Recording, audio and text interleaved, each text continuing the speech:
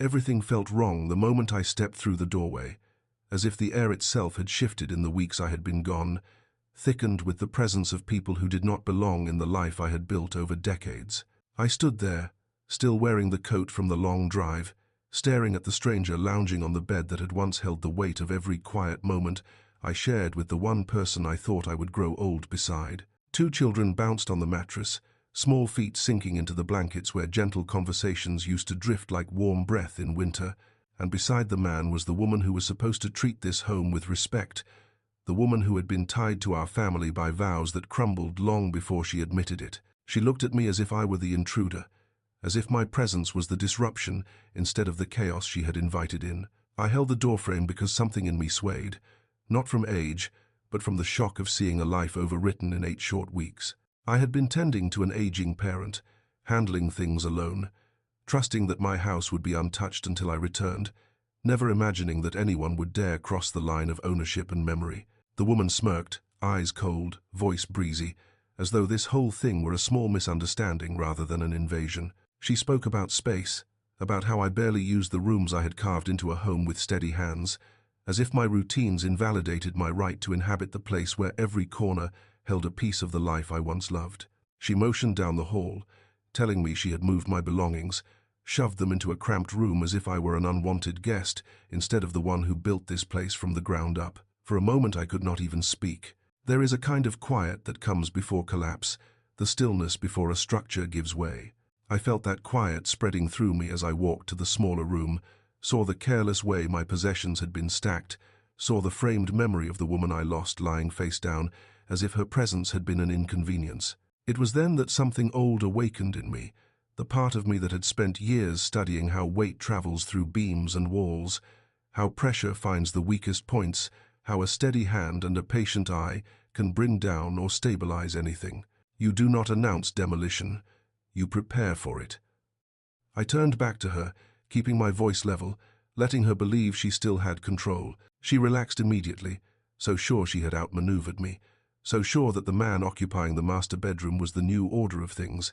That night I lay awake in the small bed, listening to unfamiliar footsteps overhead, listening to laughter where grief had once sat with me through long winters. I stared into the darkness while plans began to thread themselves together, not out of rage, but out of clarity. There is nothing more dangerous than someone who has lost everything and has nothing left to protect except the truth. Dawn came cold and pale, and I stepped into the kitchen with steady movements, preparing breakfast for people who believed I had already surrendered. They gathered around the table, unaware that every detail, every shift in their behavior, every careless remark was being etched into a mental blueprint. The children were polite, and I felt a tug of sympathy for them, because they were caught in a mess created by adults who thought entitlement was a birthright. But sympathy does not erase consequences. When the meal was done, when the house had settled into its new distorted rhythm, I grabbed my coat, stepped outside, and headed toward town, with quiet determination pressing each step into the frost. The law office smelled faintly of paper and coffee, familiar and grounding. I sat across from a sharp mind I trusted, laying out facts one by one, not coloring them with emotion, not distorting them with bitterness. The truth alone was damning enough. When she asked me why I did not simply confront the woman living like a queen in a house that never belonged to her, I let the smallest smile touch my mouth, because structures fall cleaner when you pull the right beams at the right time. I want her to believe she's winning until the floor disappears beneath her feet, and I meant it. I walked back home through the cold air, feeling the first spark of control return to my bones. The house loomed ahead of me, the porch where memories slept waiting for me like an old loyal friend. It would not be taken. It would not be stolen by someone who treated it like a prize she was owed. I stepped through the door with a calmness that felt almost unreal, carrying the beginning of the end tucked quietly inside my jacket pocket, knowing the foundation of her schemes was already cracking. She just didn't know it yet. The days that followed moved with a strange, deceptive smoothness, like a calm lake hiding a dangerous undertow, and I let everyone in that house believe the surface was all that mattered. The woman strutted through the rooms as if she had claimed a throne, tossing careless instructions over her shoulder, acting as though the walls themselves had bowed to her authority. The man hovered near her, uneasy in ways he tried to hide, and the children ran through the halls unaware that the ground beneath their temporary kingdom was already shifting. I continued my routine with a softness that made her drop her guard completely. I made breakfast, fixed minor things around the house, nodded when she announced decisions she had no right to make, and watched everything with the same measured attention I used when assessing a structure for hidden fractures. She saw compliance. She saw surrender. She saw an aging man too tired to fight for what mattered. What she did not see was the meticulous way I studied every detail, the evidence I gathered, the subtle changes I allowed to unfold, each one setting the stage for a collapse she would never see coming until it was too late. Her confidence grew, bloated and unrestrained, and the more certain she became that she had tamed the house's true owner, the more reckless her behavior turned. She began leaving her shoes in the entryway as if marking territory, leaving beauty products scattered across the master bathroom counters, speaking about upcoming paint colors and new furniture, as though she were planning renovations for property that belonged to her. She treated my presence like an inconvenience, stepping around me without acknowledging me, speaking loudly about how the place needed someone younger to bring it back to life. I kept my silence, absorbing every word. Silence is not weakness. Silence is strategy. One afternoon, while pretending to clean out a kitchen drawer, I overheard her telling a friend that she was certain she could handle the old man and would have the house on the market within a month. I stood there with my back to the doorway, letting the sound of her voice drift over me, filing every sentence away like another nail, securing the structure of her downfall. When her companion laughed nervously and asked whether it was legal, she waved a hand in the air and said something that made a sharp heat rise in my chest. "He's too soft to fight. He barely knows what's going on anyway. He'll just agree like he always does."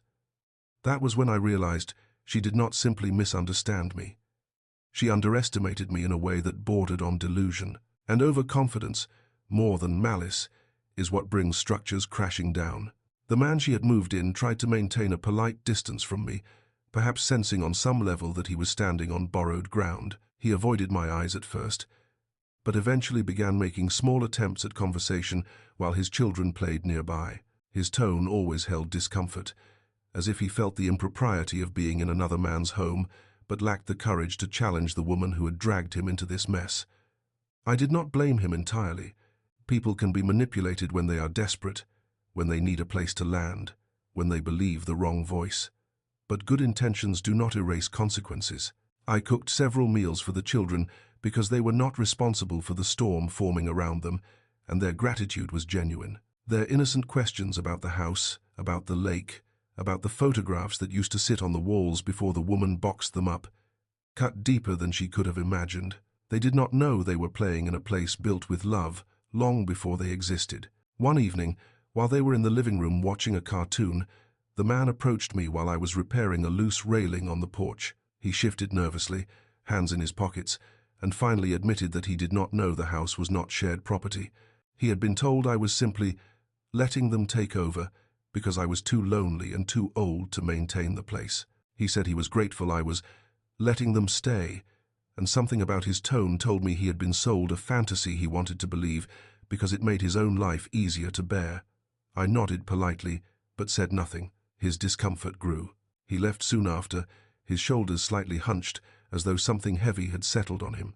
Later that night, I heard raised voices behind the bedroom door that used to be mine. The woman was furious with him about something, her voice sharp and accusing. His voice, lower and worn thin, tried to explain, but the argument dissolved into silence that throbbed with tension. When I walked past the room, the door cracked slightly, revealing the man sitting on the edge of the bed with his head in his hands, while she stood over him with arms folded and a triumphant glint in her eye. I did not linger. Some structures collapse from internal strain long before any external force touches them. All the while, I continued collecting everything I needed. Pictures of displaced belongings, recordings of conversations where she asserted ownership that was never hers, videos showing the chaos she had invited, including the children jumping on the bed that still carried memories stronger than the mattress beneath them. I documented the condition of the house before and after her arrival. I kept every note she left me, notes about chores she assigned, as if she were the landlady instead of the interloper she truly was. And twice, When she spoke to her sister in the living room about how she would soon be selling the lake house, she said just enough to make my case ironclad. I recorded every word. She had no idea. The calm continued until the morning. I returned from a quiet trip to town and found her waiting for me in the kitchen with a stack of glossy printed listings spread across the table. She tapped them with one manicured finger, announcing that a real estate agent would be stopping by just to get a feel for the place. I looked at the pages without touching them, studying the bold numbers she had circled, numbers she thought she deserved, numbers she believed were already hers. The arrogance was staggering. I asked her calmly why she thought she had the right to make such decisions. She laughed lightly, as though the question were amusing rather than serious, and reminded me of the same fabricated story she had been peddling since she moved in, that the house was part hers. Because she had lived in it once and believed her past marriage entitled her to something that was never hers. She leaned forward and added a casual remark about how she had been patient long enough, and it was time for the new chapter to begin. The man stood behind her with his arms folded, looking anywhere but at me. His unease was becoming impossible for him to hide. I looked at the two of them for a long moment, feeling the quiet settle into my bones like a final click in a well-designed mechanism. Everything was in place now. Every beam removed, every twist tightened, every weak spot exposed. I folded the listings neatly and handed them back to her with a pleasant nod.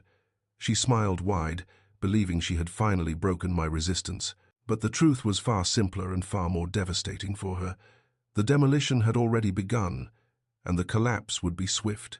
I woke before anyone else, the thin grey light slipping past the blinds like an intruder trying not to be caught, and for a moment I forgot that the room around me was not the place where I once woke beside the woman who shaped my life. The guest room smelled faintly of dust and detergent, a sterile little corner that felt like it had been assigned to me rather than chosen, and when I listened, he could hear faint movements above me, the restless shifting of small feet, and the uneven murmur of adults who believed they owned the morning. The house did not feel like it belonged to me anymore, not in the easy way it used to, not in the natural way the walls once breathed with memories of shared breakfasts and late conversations, but in something quieter and tougher, like a muscle holding tension for too long. I moved slowly through the hallway, passing the door that used to be mine, the door now closed with unfamiliar voices behind it. I felt something sharp rise in me. Not anger exactly, but something older, something that made my chest feel tight. In that moment I understood that whatever part of the house still recognized me was shrinking. The plan I had begun forming was no longer just strategy, it was survival. In the kitchen, the morning light fell across the counters with a calmness that felt dishonest. The two small boys sat at the table, swinging their feet, whispering in the hushed way children do when they sense tension but do not understand its shape. They looked tired, like they never had a place where they could let their energy settle. When I placed a plate of warm pancakes in front of them, their eyes widened with that simple gratitude only children can give without thinking. They spoke quietly, as if afraid to disturb something fragile. The man appeared next, stretching, scratching the back of his neck, offering a grin that never reached his eyes. He thanked me in a way that felt like a transaction rather than appreciation, and he kept glancing down the hallway, waiting for the woman who had orchestrated his arrival. She made her entrance with the confidence of someone who believed the world adjusted itself around her. She kissed him on the cheek, laughed softly, then looked at me with the kind of polite tolerance people reserve for someone whose presence they intend to erase soon. I kept my face relaxed, nodding as if everything was normal even though the air hummed with the weight of what I knew was coming. When I left the house that morning, I did not rush. I drove slow, steady, letting the engine carry me through familiar roads that had witnessed decades of my life. I went to the place where decisions felt clearer, the office of the woman who understood the law as well as I understood the skeleton of a building. She greeted me like someone who had been expecting that moment for a long time. She asked for details, and I gave them with the precision of someone taking measurements for a structure that needed reinforcement before collapse. Every piece of information fit somewhere in the long, quiet blueprint forming in my mind. When she explained the reality of the legal situation, it did not surprise me. I knew from experience that the world rarely hands victories to those who rush at the problem without preparation. She told me what could be done, what could not, what needed to be documented, and how patience was my strongest advantage. I listened, absorbing every detail. because patience had been my profession as much as it had been my life lesson. I left her office with a calm that might have been mistaken for resignation. It was not. It was focus. When I returned home, the afternoon sun was falling across the living room, revealing the clutter that had appeared in such a short time. Toys scattered across the floor, mugs left half full, the careless presence of people who saw the house as a backdrop rather than a history. I moved slowly, taking in each detail with the quiet attention of someone gathering evidence without the need to say anything out loud. I noticed the marks on the walls, the shoes left by the door, the pile of laundry waiting on a chair that had once held the cardigan of the woman who shared her life with me. I went to the room that used to be mine, opening the door without hesitation. The man looked up from the bed where he sat scrolling on his phone while the two boys argued softly. He seemed startled to see me, not guilty exactly but uneasy, and he shifted as if trying to position himself as non-threatening. The woman entered behind me, her expression slipping into annoyance. She demanded privacy, insisted that I knock next time. I apologized softly while noticing the drawers filled with their belongings, my books stacked carelessly in a corner, the framed photograph of the woman I loved turned face down on the dresser. I did not touch it, not yet. When I walked out, I carried nothing from the room except resolve. Days passed and I allowed them to believe that I was adjusting, that I was settling into the role they'd assigned me, the old man in the corner room who cooked meals and stayed out of the way. But each day I gathered something more, a conversation overheard, a decision she made without consulting me, a video of another loud night in the room that had held the quiet breaths of the woman who had stood beside me in storms. I smiled through all of it, not because I was trying to deceive them, but because calmness was the sharpest tool I had. During those evenings when the house felt loud in all the wrong places, I sat in the guest room listening, letting the noise become proof rather than irritation. I thought of the years I had spent building structures to withstand harsh winds and heavy loads, how each one required planning instead of force. I understood now that this situation was no different. One evening when I entered the living room, I found the woman looking at remodeling brochures spread across the coffee table. She spoke casually about tearing out walls, replacing the flooring, changing the layout, as if she were planning the future of a house she believed belonged to her. The man nodded, offering suggestions, dreaming aloud about turning the basement into an entertainment room. They spoke around me rather than to me, not realizing that the more they assumed I was harmless, the stronger my case became. When I stepped outside into the cold air later that night, the quiet lake reflecting the moon with an honesty that felt rare, I felt something shift inside me. It was not bitterness. It was not rage. It was clarity. The woman had taken advantage of my silence, my grief, my generosity. She had stepped into a space shaped by decades of love and memory and tried to replace it with her own ambition. She had forgotten that structures built with care do not collapse just because someone decides to rearrange the furniture. They hold, they endure, and I intended to show her exactly what that meant. When I returned inside, she greeted me with a sweet smile, the kind people wear when they believe they've already won. I returned the smile, crossing the room with the steady calm of a person who finally knows which beam to remove to bring the whole false structure down. I was ready for what came next. I woke before the others again, the same thin morning light creeping across the floor like it was unsure whether it still had permission to touch the house, and for a long moment I stayed still, listening to the silence that was not silence at all but a tense stillness before something inevitable breaks. I could hear faint footsteps overhead, the man moving around with the confidence of someone who believed his place was secure, the boys whispering, their hushed voices drifting through vents and reminders that this home had been reshaped without my consent. I stepped out into the hallway slowly, letting my feet remember the old rhythm of this place, the rhythm that had once been shared by two people who built a life room by room. Now every sound felt borrowed. The door to my old bedroom was ajar, just enough for a sliver of light to slip through. I paused and listened, hearing laughter that did not belong, small thuds from the boys jumping around, the soft hum of a phone playing something careless. I did not open the door. I did not need to. I already had everything I needed. In the kitchen, the woman was hunched over her phone, typing rapidly, her expression focused, almost hungry. She spoke without looking at me, telling the man through the doorway that the realtor wanted to schedule a second visit. Not a tour, not a casual walkthrough, but a visit that implied paperwork. I listened quietly as she explained that the housing market was strong, that they needed to act before winter slowed the buyers. The man responded with hesitation, asking whether I had agreed to it. She waved him off, telling him she had everything under control. I wondered in that moment whether she truly believed her own confidence or whether she clung to it because she had nothing else. The boys entered the kitchen, rubbing their eyes, and I placed warm bowls of oatmeal in front of them, watching their small shoulders relax. Children always know where they are safe, even when adults pretend not to notice. The woman barely acknowledged them. She was too busy planning her future with my property. When I left the house later that morning, I felt a sense of purpose settle around me like armor. I visited the attorney again, providing updated documentation, adding the photos from the previous night, including the ones where the realtor stood in the living room with paperwork in hand. The attorney examined each detail, every timestamp, every quiet moment I had captured. She told me I was building something extraordinarily strong, stronger than I likely realized. I returned home intentionally early and found the woman in my bedroom again, rummaging through drawers that no longer held my things. She was measuring the walls with a small tape measure she had found in the garage, talking loudly about where the new furniture would go. She did not see me at first. When she finally turned, she froze only for the length of a heartbeat before covering her shock with that familiar, dismissive tone. She said she was just checking dimensions for a redesign, that the room felt outdated, that she wanted the house to reflect a modern lifestyle.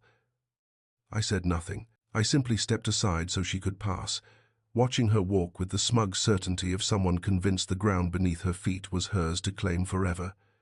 That night was louder than the ones before.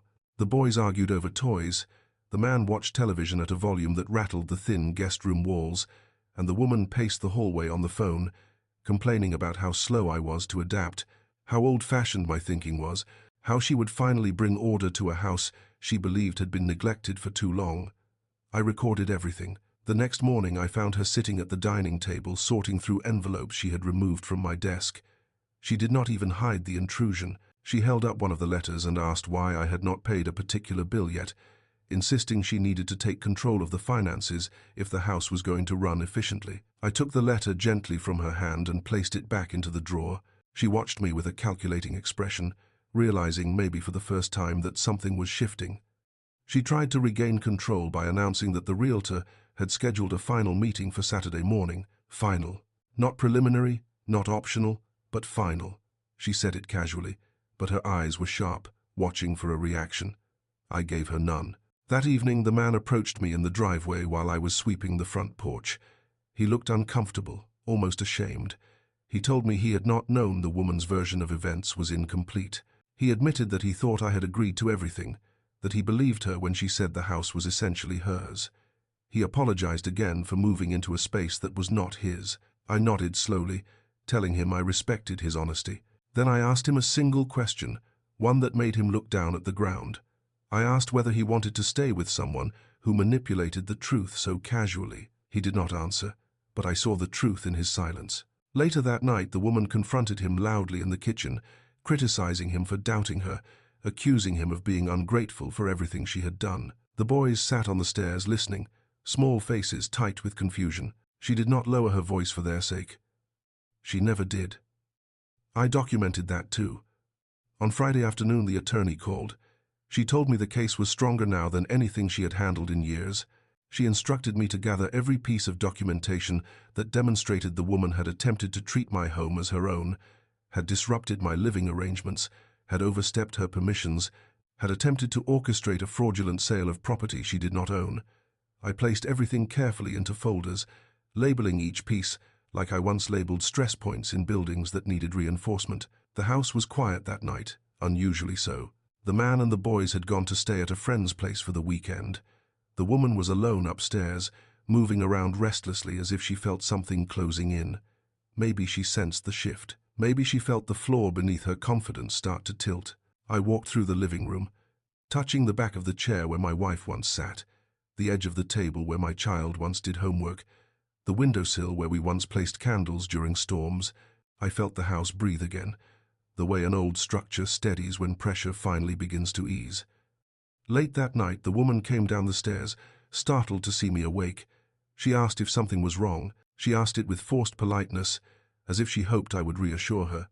I told her calmly that everything was exactly as it should be. She studied my face, searching for meaning, but I kept my expression still and unreadable. She tried to regain confidence by reminding me that the realtor was arriving in the morning, that serious buyers were already lined up.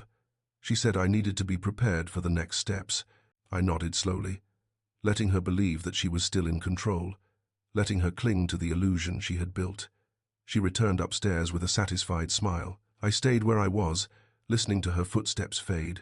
In the quiet that followed, I felt something settle inside me, something steady and final. The blueprint was complete.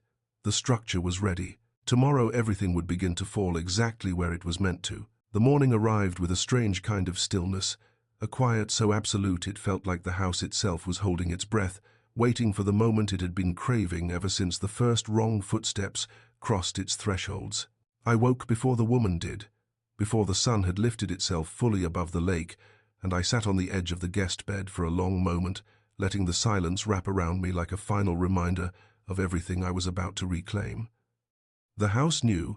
I could feel it in the way the air settled, in the soft creak of the floorboards that seemed to exhale a long-held tension.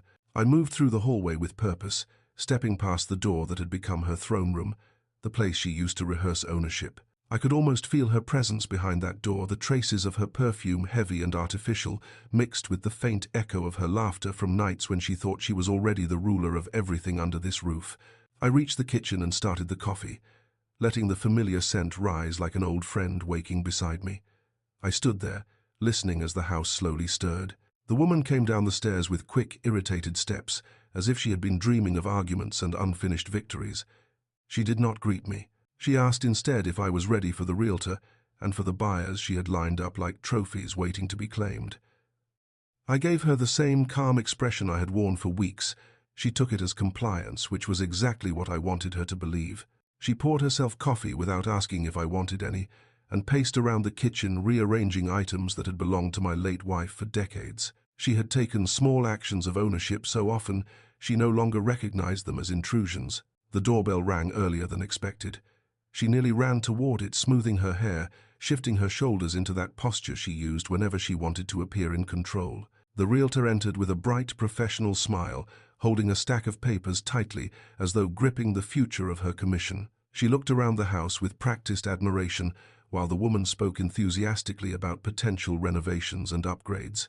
The realtor tried to be polite, but there was hesitation in her eyes, the kind that comes from realizing the person who invited her might not be the one who had the right to do so. I listened quietly from the kitchen, waiting for the moment when the realtor would attempt to confirm the details.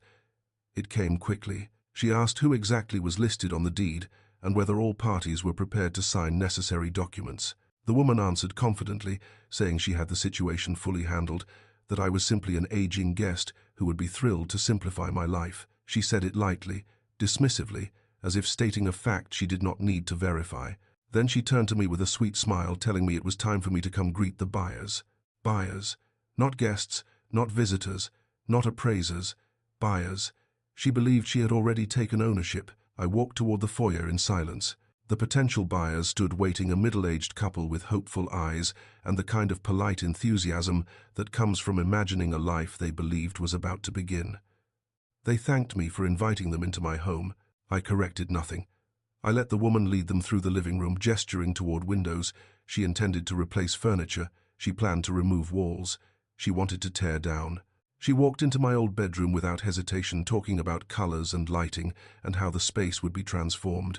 The buyers nodded as if impressed. The realtor followed quietly, watching the performance unfold with growing discomfort. When the woman moved toward the kitchen again, I stepped forward and gently placed a hand on the back of the dining chair.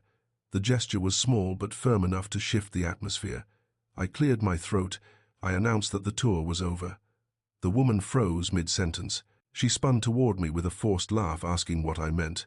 I looked directly at the couple and spoke clearly, telling them that the woman had no legal authority to sell my home, that she did not appear on the deed, that she was a temporary occupant who had overstayed her welcome and misunderstood her rights. The couple blinked in shock, glancing at the woman whose face had gone stiff and pale. The realtor stepped forward, gently clearing her throat and asking to see the deed. She did not ask the woman. She asked me. I retrieved the original document from my desk and handed it to her. She studied it carefully and nodded slowly, apologizing to the buyers and then to me, saying she had been misled. The woman stammered, trying to maintain control, claiming that we had discussed selling the house together. I told her calmly that this was untrue, that she had never once discussed it with me, that she had attempted to bypass the owner of the property entirely. The couple excused themselves quickly, the realtor following them out with a shaken expression, and within seconds the door closed, leaving the woman and me alone in the heavy, charged air of the living room. She did not speak right away. Her chest tightened with shallow breaths, her eyes darting around as if searching for an escape route in a house that no longer obeyed her. Then she erupted, accusing me of humiliating her, accusing me of sabotaging her future, accusing me of being selfish and ungrateful. I let her speak. I let every word spill out of her like water from a broken pipe. When she finally ran out of breath, I told her quietly that I had filed the eviction. Her mouth opened, but no sound came out. I told her that she had 30 days to leave. I told her that I had documented everything, the recordings, the photos, the conversations, the attempts to sell the property behind my back, the manipulation, the disrespect, the intrusion into private spaces. Her face contorted into disbelief, then fury, then fear, as she realized the gravity of what she had done. She tried to argue, but the strength in her voice vanished. She tried to insist she had rights, but the legal truth had already settled around her like a shadow. She accused me of betrayal. I reminded her she had tried to steal my home. She said I could not live alone here. I told her I had lived through grief heavier than anything she could imagine and come out the other side. She said I would regret this. I said she already had. She stormed upstairs, slamming doors, packing loudly, hurling drawers open as if the noise could wound me. It did not. I walked out onto the porch, letting the cold air fill my lungs, feeling the lake breathe with me. For the first time in months, the horizon looked clear, untouched, open. I knew she would try something desperate. People like her always did. When they reached the edge of the story they believed they controlled. But the foundation was already set. The structure was already reinforced. The house was mine again, even before she walked out its door. And tomorrow, I would watch the rest of her illusions collapse exactly the way a failing structure does, slow at first, then all at once. The last morning she spent under my roof arrived with a restless wind that pushed against the windows as if the house itself was urging her out. I woke before sunrise, feeling the shift, the quiet determination in the air that told me this was the day the balance would reset. I brewed coffee and stood by the porch door, watching the dim outline of the lake appear slowly in the grey light. It looked like it always had, calm, steady, unbothered by the turmoil happening inside the walls behind me. When I turned around, I could hear her upstairs throwing things into bags, slamming drawers, pacing as though rage alone could erase the reality closing in on her. She still believed she could fight the outcome. She still thought the story would bend in her favor if she just shouted loud enough. I let her cling to that illusion for one last hour. When she finally came downstairs, her face was tight with sleepless fury.